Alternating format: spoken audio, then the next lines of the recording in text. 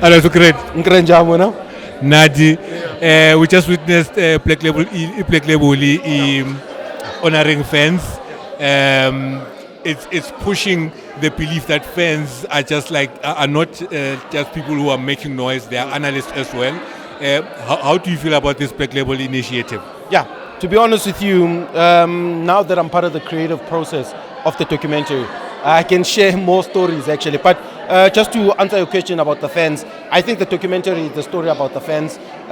It is a story beyond just football.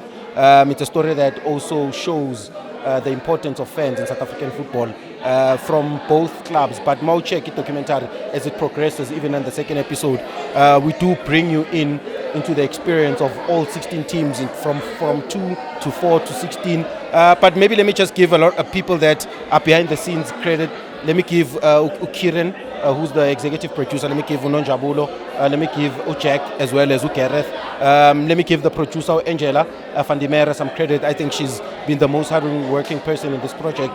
Nononjabulo. Let me give the director Valentino Matibela, who did exceptionally well, as well as the editors, Abu Chabu, who were offline editors, Abu Chabu, Abu Banele, Abu Qn, who were online editors, final mixing as well, myself as a content director of the show, leading the story. It was an incredible story to tell from the individual interviews that we did. Mama sit down, credit to the cast as well.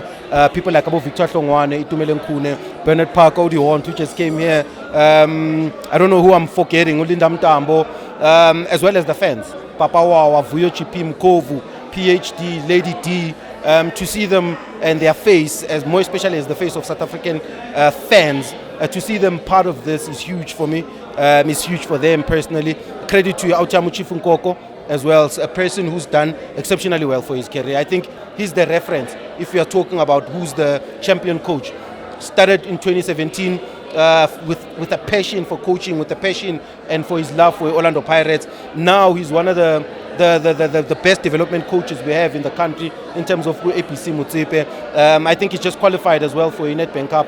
Last season he got a red card. I was actually very hard on him. I was telling him, Endota, no red card this time around. We need you on the bench. So I'm expecting to see him on the bench this time around in the Nedbank Cup. But to be honest with you, seeing the documentary today was a full circle moment for me in my career because I've experienced almost every dimension of this, from being a player to being a coach, to being a fan, to being an analyst, now to being a content creator and a content director.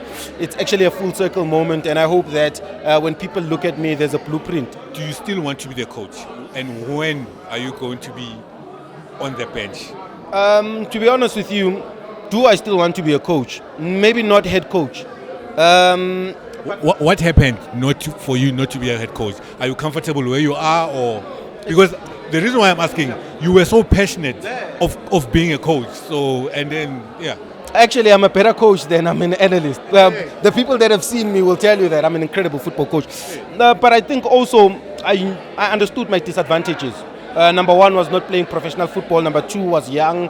Number three was so many dynamics which revolved the politics of football. But it's very difficult to be a football coach in this country. And that's why I think people don't understand my love for Coach Rulani. Mina ngikhulele kasi, ngikhulele Orlando, and I would see Rulana coach Black Poison as zone 14 ngibuye esigela bengifunde bona. So ibona is 5 minutes away from his zone 14. I would walk ngiyombhekelela coach abondwangu, a coach abo Skobe, and all of these incredible football players that play Kasi football. And for me to see him a coach Mamelodi Sundowns under 19 going into the first team in Tuza, to see him a coach Orlando Pirates, that was reference. Sometimes there's people that abangafundi nge theory, but they learn from what they see. And I think that Coach Rulani provided that for not just only me, but for so many young coaches that are now coaches in this country, that, hey, this thing is possible even if you've never played professional football. If you've never played professional football in this country, there are so many barriers that you need to break. Not even as a football coach, but I think even as an analyst. Chances are you might not see me in Nhleliphamgo Andile or in Nhleliphamgo Thomas because I've never touched the ball on a professional level. But that's still the dream. That's still the dream that one is chasing. Credit to Autiamu Upatela for making it even after Rulani, with him going through all the phases. But for me personally, I wouldn't say the dream has died, but I would say I've given storytelling an opportunity. And storytelling has always been a part of my life. Football coaching is something that will happen, maybe not as a head coach, but maybe as a performance analyst. Any last words? Any last words, man? I hope the country enjoys the documentary. This is my second project this year. I did Giants as a content director as well. So wrote the VO, was the content director. I was on screen as well as an expert.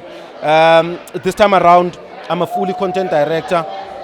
Incredible opportunity for myself, incredible opportunity for my family. Losing my father last year, I think this is the biggest way to repay my parents. And yeah, man, other than that, I hope the country will enjoy the documentary and yeah, embrace it. Don't share it. Give us your opinions.